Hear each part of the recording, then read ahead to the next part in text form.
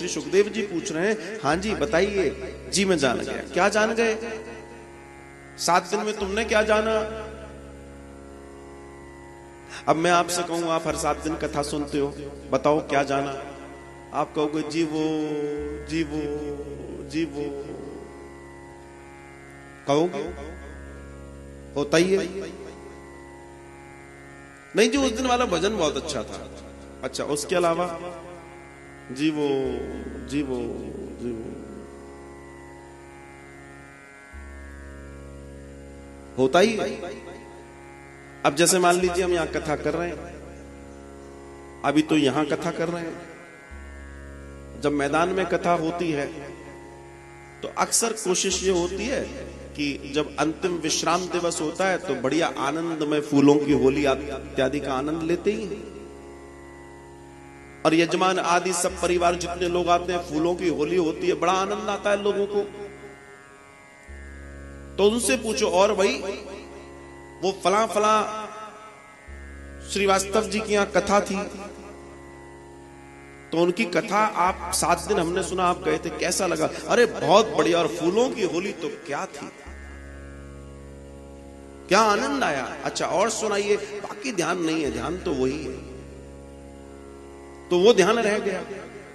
तो श्री सुखदेव जी पूछ रहे हैं परीक्षित जी से, हे परीक्षित बताओ क्या जाना? परीक्षित जी कहते हैं, प्रभु जान गए।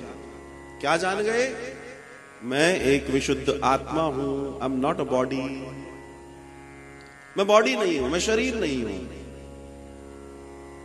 मैं कुछ भी नहीं हूं। क्योंकि इस शरीर में से मिट्टी अलग निकल जाने वाली है, जल की चीज अलग निकल जाएगी, वो हड्डियां जो है वो जल में चली जाएंगी। आवाज गई मतलब आकाश गया। धीमे धीमे जैसे अग्नि काम करेगी, वैसे वैसे वायु जितनी भरी है वो भी निकल जाएगी, जल तत्व भी निकल जाएगा, सब निकल जाएगा। तो तुम कौन हो? अगर तुमसे परिचय पूछे, तुम अपने आप को जल भी नहीं कह सकते, वायु भी नहीं कह सकते, अग्नि भी नहीं कह सकते, आकाश भी नहीं कह सकते, कुछ नहीं कह सकते। लेकिन तुम एक बात कह सकते हो कि तुम असल में तुम कौन हो? तुम एक आत्मा हो। तुम एक आत्मा हो और आदि अनादि काल से तुम हो और आदि अनादि काल तक तुम रहोगे।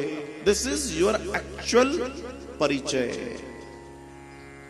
ये तुम्हारा परिचय है भैया, और तुम्हारे इस परिचय को ही तुम्हें जानना है। जो तुम अपने इस परिचय को जान लिए, उस दिन तुम्हारा बहुत सारे जन्मों का होमवर्क पूरा हो गया। कथा आप रोज सुन रहे हैं, लेकिन बात वही है। मैं आपसे पूछूं क्या जाना? महाराज अब सुन लेते हैं। आजकल क्या है, कुछ समझ नहीं रहता, थोड़ा बहुत आप समझते हो कि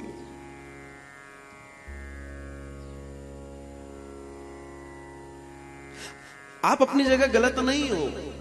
ये कलयुग का प्रभाव है। क्यों?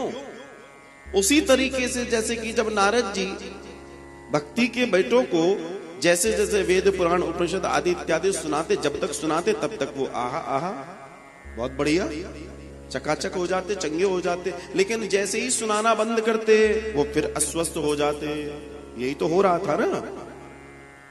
तो ये कलयुग की महिमा है भैया। इसलिए मैं आपसे निवेदन करता हूं कि निवेदन मेरा यह है कि निरंतर कथा में बने रहो।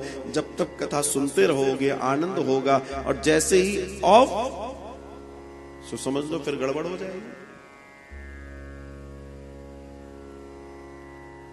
प्रकाश और अंधकार, जब प्रकाश आता है तो अंधकार जाता है, ये हम सब जानते हैं। लेकिन अगर वास्तविक तौर पे बहुत बारीक दृष्टि से देखें तो प्रकाश आता है तो अंधकार नहीं जाता। प्रकाश और अंधकार एक साथ क्रिया करते हैं, वो बराबर बराबर चलते हैं। आपने स्विच ऑन किया, तुरंत प्रकाश फैल गया, और वो अंधकार जिस गति से प्रकाश आया उसी गति से अंधकार चला गया। यही तो हुआ। तो आपने क्या किया? आपने इस दर्शन को समझने का प्रयास किया। और वो प्रयास क्या है आपका? कि आप रोज कथा सुनते हैं, क्योंकि आपको मालूम है ये कलयुग है।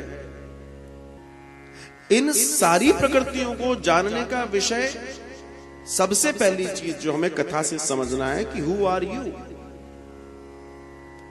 You are a great soul, आप एक महान आत्मा है। You are a pure soul, आप एक शुद्ध आत्मा है। बस इतना जान लीजिए, इतनी जानने की चर्चा है। और जिस दिन आप ये जान लिए, बस हो गया काम। फिर बहुत ज्यादा कार्यक्रम नहीं है। कार्यक्रम तब तक गड़बड़ है जब तक जाना नहीं है। जब जान लिया तो समस्या खत्म, तो आनंद शुरू। उस आनंद को जीने का, उस परमानंद को पाने का विषय भागवतम है।